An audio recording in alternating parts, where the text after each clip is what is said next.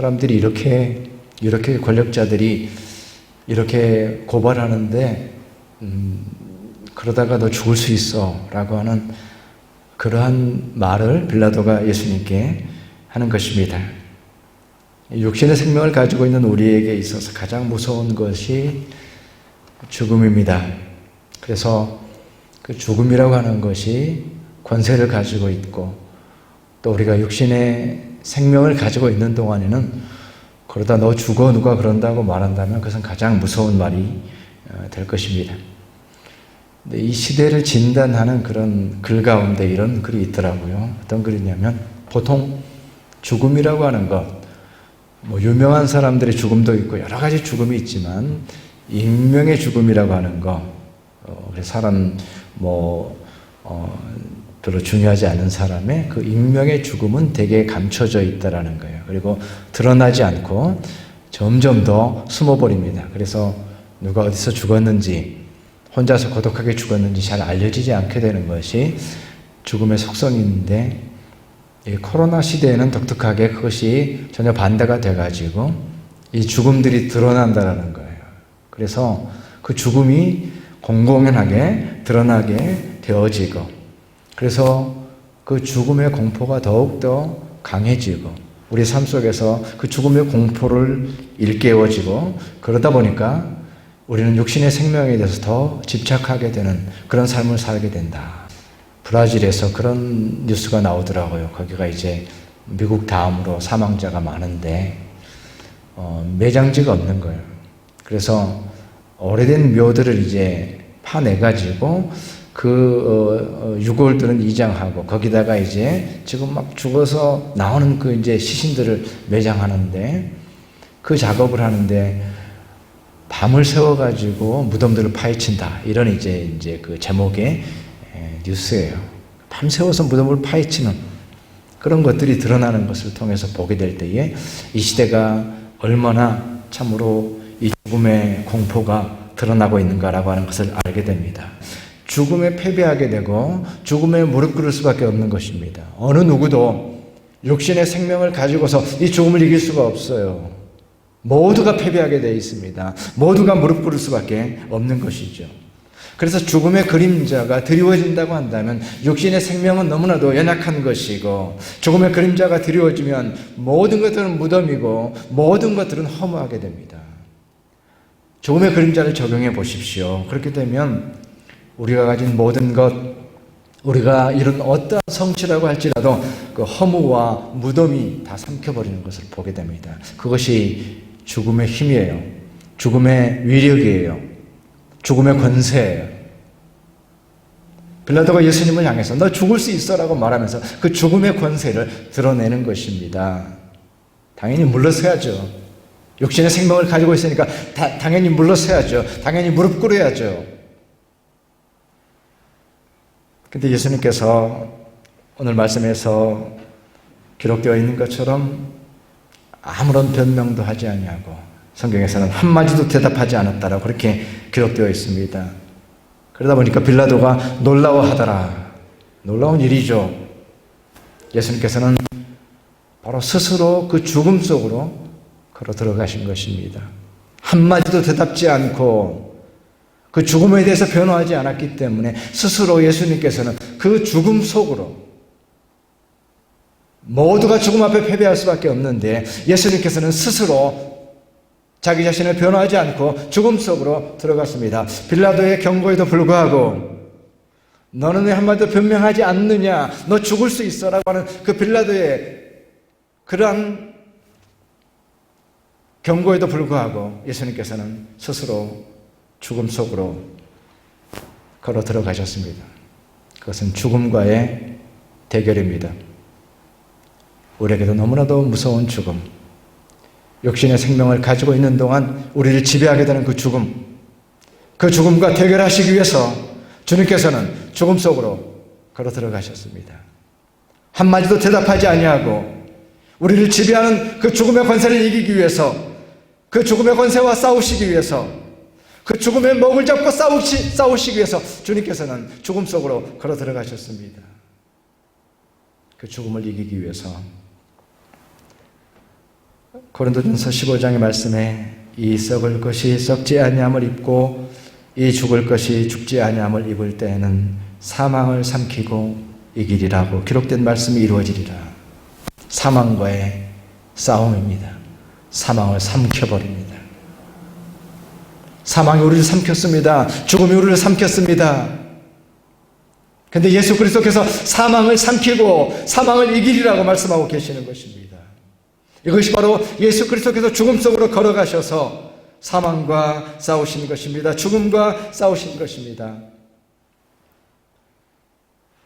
누가 감히 죽음과 대적할 수 있겠습니까? 그러나 사망을 삼키고 이기리라.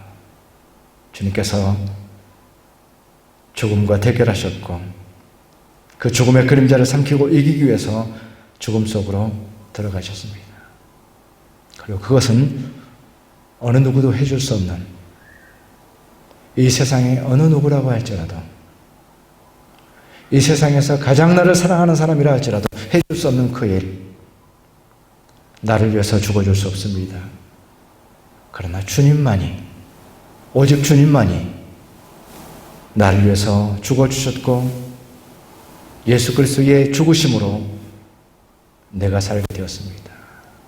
그것은 주님 안에서만 일어난 일이고 나를 위해서 하실 수 있는 오직 예수 그리스도만이 나를 위해서 하시는 일이었으며 그 놀라운 죽음 속으로 들어가신 그리스도를 우리가 고백하게 될 때 그것이 신자의 고백이 되는 것입니다. 크리스티나 켈리라고 하는 유명한 여성 잡지 편집자가 있습니다. 여성 잡지라고 하는 것은 이제 스타들을 사진을 찍어서 화보를 만들고 아름답게 꾸미고 그래서 스타들을 만드는 그런 일들을 이 사람이 한 거예요. 이 분야의 전문가죠. 누군가가 스타가 된다는 것, 이런 부분에 대해서. 근데 이제 이런 경험들, 이제 이분이 뭐 한 잡지에서만 편집장을 한 게 아니라 여러 편집자를 거치면서 그것을 통해서 어떤 통찰력이 생긴 거죠. 그분이 이제 하시는 말씀이 어떤 중요한 어떤 교훈을 줄 수 있는 그런 말이 있었는데, 우린 열등감으로 스타를 만들고 스타에 열광하지만 결국 그 스타는 우리를 초라하게 만든다는 거예요. 그것이 우리가 살아가고 있는 이 세상에서 일어나는 일입니다. 그러나 예수 그리스도는 그렇지 않습니다. 예수 그리스도께서는 이 땅에 메시아와 왕으로 오셨지만 우리를 살게 하시고 대신 죽어주셨습니다. 이것이 다른 점이에요. 이 세상의 스타는 우리를 초라하게 만듭니다. 우리가 지지하기도 합니다. 우리가 열광하기도 합니다. 그러나 그 결과는 우리가 초라해지는 것이죠. 그러나 예수 그리스도는 이 땅에 메시아로서 오셨지만 나를 위해서 죽어주셨습니다. 그래서 나를 높여주신 거예요. 나를 살게 하셨고 나를 영화롭게 하셨고 나를 빛나게 하셨습니다. 그것이 예수 그리스도의 오심이고 예수 그리스도의 죽으심의 의미입니다. 이 놀라운 신비한 대속의 사건이 나에게 일어났음을 고백하게 될 때에 그 순간에 그리스도인이 탄생하는 시간입니다. 예수 그리스도가 나를 위해서 죽으셨습니다라고 하는 그 고백이 한 그리스도인이 탄생하는 시간이고, 우리가 그리스도인으로서 살아가는 우리 자신의 가장 중심에 있는 고백, 그 또한 예수 그리스도께서 나를 위해서 죽음 속으로 걸어 들어가셨다라고 하는 이 고백이 우리의 고백이 되는 것입니다. 예수님께서 십자가에 못 박히셨을 때에 사람들이 비웃습니다. 성전을 헐고 사흘에 짓는 자요. 성전 헐고 사흘에 짓는 자요. 이것은 비웃음이죠. 그런데 성전을 헐고 사흘에 짓는다라고 하는 것이 결코 비웃음거리가 아니라 우리 믿는 자들에게는 고백 중에 고백이 된 것입니다. 예수 그리스도의 부활하심, 사람들은 비웃었습니다. 성전 헐고 사흘에 짓는다고 비웃었습니다. 웃음거리밖에 되지 않았습니다. 그러나 우리 믿는 자들에게는 예수 그리스도가 죽음 속으로 들어가셨다가 사흘 만에 부활하셨다고 하는 것이 비웃음이 아닙니다. 우리의 신앙의 진실한 고백이고 우리의 생명이고 우리는 그것을 붙들고 있습니다. 예수께서 부활하셨다는 사실을 붙들고 있는 것입니다. 이제 그리스도께서 죽은 자 가운데서 다시 살아나셔서 잠자는 자들의 첫 열매가 되셨도다. 죽은 자 가운데서 다시 살아나셔서 잠자는 자들의 첫 열매가 되셨도다. 이제 우리는 부활을 바라볼 수가 있고 부활의 그 열매를 손에 쥘 수가 있습니다. 예수께서 첫 열매가 되셨고 부활의 소망을 우리의 손에 쥘 수 있게 되었습니다. 그 부활이 우리의 현실이 되고 참으로 그 부활을 통해서 진정한 해피엔딩, 진정한 승리,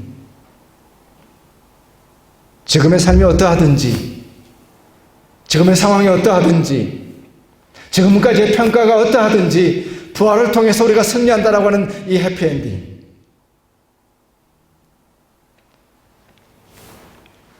보통 영화에서 이 해피엔딩이라고 하는 것은 별로 그렇게 그 값을 쳐주질 않는다고 그래요. 평론가들은 해피엔딩을 좋아하지 않는다고 그럽니다. 동화에서나 나오는 거지 현실을 도피하는 거 아니냐. 해피엔딩이라고 하는 거 우리에게 일어나고 있고 현실적인 거야. 현실 도피가 아니야. 예수 그리스도의 부활은 우리 삶이 어떠하든지 그 모든 것을 뒤집을 수 있는 궁극적인 해피엔딩입니다. 그래서 그 부활을 통해서 우리 믿는 모든 신자의 삶 가운데에 죽음의 그림자가 이제는 거치고 궁극적인 승리의 빛을 비춰주시는 그러한 능력의 해피엔딩으로서의 승리.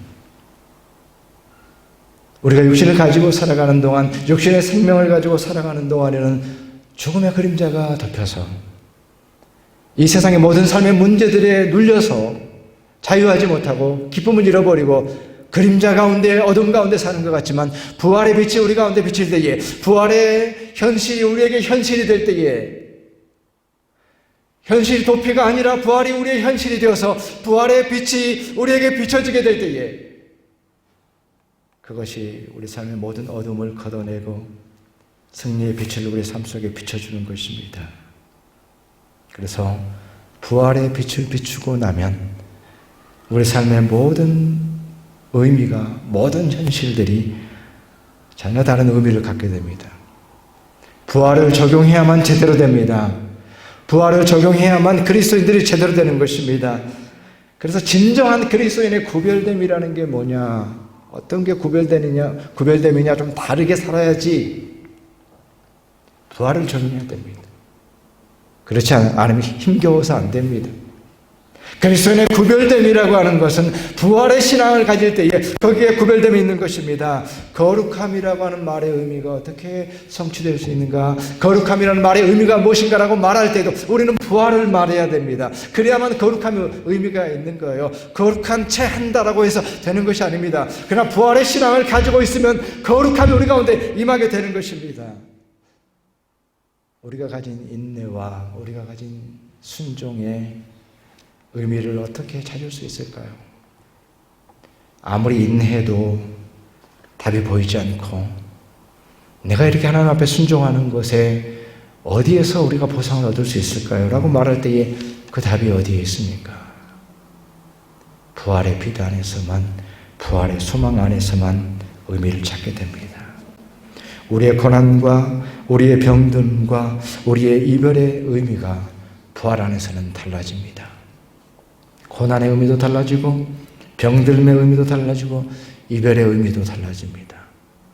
그러나 부활의 빛 아래서, 부활의 신앙 안에서 우리는 우리의 죽음을 노려볼 수 있습니다. 죽음을 해석할 수 있습니다. 죽음의 의미를 말할 수 있습니다.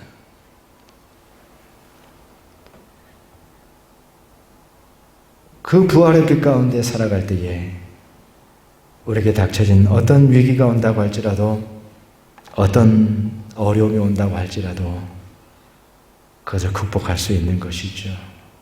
왜냐하면 죽음을 극복했다라고 하는 것은 모든 것을 극복했다라는 의미가 되는 것이니까. 성경에서 부활에 대해서 얘기할 때 대략 이제 두 가지 표현으로 표현이 됩니다. 첫 번째는 예수 부활이고 다른 한쪽으로는 죽은 자의 부활. 이 두 가지로.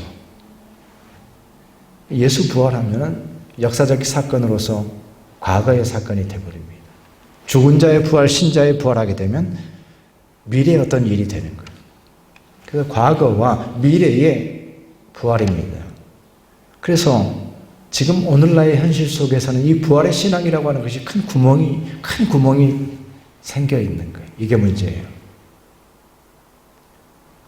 부활의 능력임에도 불구하고 그것이 왜 우리 가운데 무능력함으로 드러나는가? 우리 신앙에 이 부활 신앙에 대한 큰 구멍이 생겼기 때문이에요. 이 구멍을 메워야 돼요. 우리 현실 속에서 부활을 가지고 살아가야 돼요. 부활의 영성으로 살아야 돼요. 부활의 빛으로 살아야 돼요. 우리 삶의 모든 문제마다 부활을 적용시켜야 돼요. 그렇지 않고서는 예수의 부활과 죽은 자의 부활 사이에서 구멍이 뚫리는 거예요. 그래서 우리가 무기력하게 되는 거예요. 우리 삶 속에서 참으로 부활의 빛이 우리 삶 속에 비칠 때에, 삶의 모든 문제 가운데 부활을 적용시킬 때에 그것이 우리 가운데 능력이 되는 것입니다. 성전을 헐고 사흘에 짓는 자야라고 하는 이 말이 어떤 사람들에게는 비웃음에 불과했습니다.